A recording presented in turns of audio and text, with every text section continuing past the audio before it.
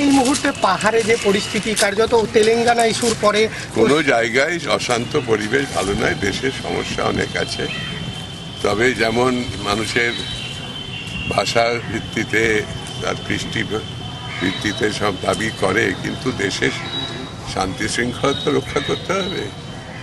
আর যে এই অশান্ত পরিবেশে যে দেশের কত বড় ক্ষতি হচ্ছে, আজকে দিনের পর দিন পার্লামেন্ট চলছে না, এটা আমাদের সমস্ত একটা যেটা সংসদীয় গণতন্ত্রের উপর ভিত্তি করে আমাদের দেশ চলছে, আজকে সেটাই প্রায় অচল হয়ে যাচ্ছে। কি কার সুবিধা হচ্ছে কি বলবো, আমার তো এখন কষ্ট হয়, দুঃখ হয়, দেখছি তাই। কিন্তু যাদের উপর দায়িত্ব রয়েছে তাদের ভাবতে হবে।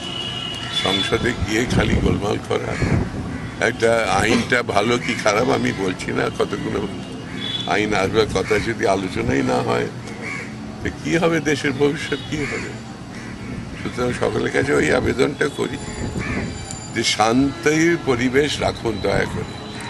শান্তি থাকলেই দেশের উন্নতি হবে, সব কিছু বিষয়ে মানুষের ঠিক মতো কাজ করতে হবে।